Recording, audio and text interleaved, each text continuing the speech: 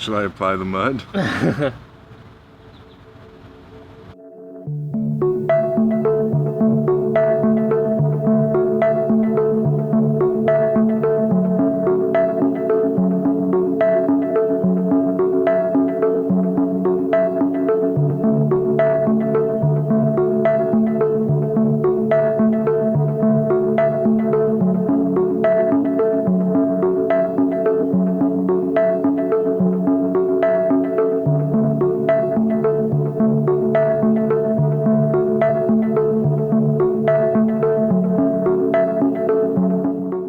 When I was growing up, my folks used to talk to me about if you save one life, it's as if you save the world. And I don't know if it was a Jewish proverb or something, but that's where I first remember it. And I remember as a kid doing things with my folks where we would go to these places and put like welcome bags together for people in need and for different holidays and things like that. I just always remember it being meaningful and I don't know, just special, helping other people. That's I think where I first had a feeling for that kind of stuff. More recently, when I was older, my older son Sam, he had this teacher at one of his Hartford schools who was doing this program with Watkinson School, and they were going out to the Dominican Republic and supporting the sugarcane workers who weren't getting any support from the government. She was talking about how they were going on the service trip with all these high school kids, and she said they needed chaperones, adults. So he raised his hand out of nowhere without talking to me during class and said, "Yeah, my dad will do it." So he came home, told me the story. I'm like, that sounds cool. It was during Thanksgiving, which was a big family holiday, and we had lots of conversations with the family about it, and we went, and it was the most life-changing experience ever. Just we worked hand in hand with people in need, and they lived in corrugated metal housing, and the weather there, I mean, so we helped build concrete structures for them, and they actually worked with us. It was just I don't know, it touched me deeply, and watching these high school kids, many from very well-to-do homes, just giving of themselves and time and just being there present was the coolest thing ever, really. These are the kids who are going to be our future leaders, and it was quite impactful for me. And I ended up doing it, I mean, up until COVID happened, and then they stopped the trip, and I mean, they're starting to get it going again, but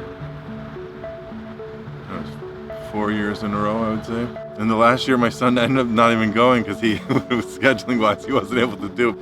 So I was a chaperone that last year even without him. So these days, doing a lot of cancer work. So I've been part of Real Men Wear Pink for the American Cancer Society for at least 3 years, maybe 4 years now, and really enjoying that. I mean, I lost Dad last year in June, pancreatic cancer, and then his wife too, like 5 weeks later.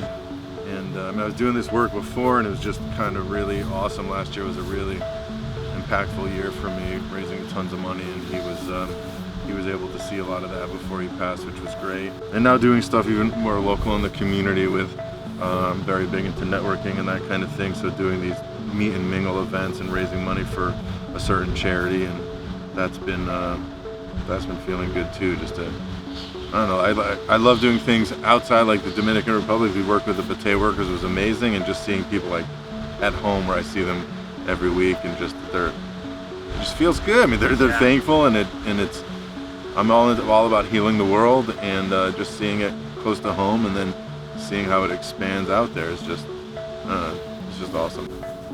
It really pinpointed that. I don't know if it was a couple years ago or more recently, but healing the world just really moves me. I believe in a healed world, and I think I just need to convince more people of it, and as I see people around there who are, I mean, I see so many people who are healers in their own right. It doesn't have to be a physician. It could be, it doesn't matter if you're into gardening or you're into, I don't even know. I mean, just all these people, body movement, just helping people psychologically. And it's, I love connecting them and then seeing what grows from it. And I don't even care that I'm a part of it, but I love being a part of it also, just for whatever I can do. Because I believe there's a lot of people in pain and a lot of people suffering, and I don't know that there's a need for that. And I think opening more people's eyes to the fact that there's not a need for that is important, and I'm really committed to that. And on hard days, it's even more important. Because as like anyone, I have really hard days too, and I find that helping others and doing what I can really motivates me and just helps me inside, knowing that makes me feel like I'm on the right path, doing what my parents taught me and their parents taught them, and writing the different ways that other people have led these countries around us, and letting people know that, not everyone is the most renowned cancer doctor in the world healing people and coaching people, and that all these little touches for everyone doing what they do adds to the whole. And it's I think it's impactful.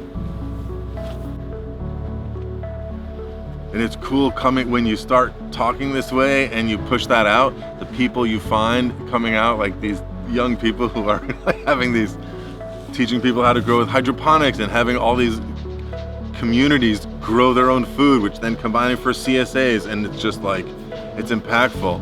Like Christian from Levo International, I just love that, and I love hearing more stories about that. And as he creates his concept, other people are seeing that, and it's just gonna spread, and it's a good virus. Yes, yeah. Right? Yeah. It's more of a fungi. It's like yes, it's exactly like the fungi, man. Yeah. Exactly.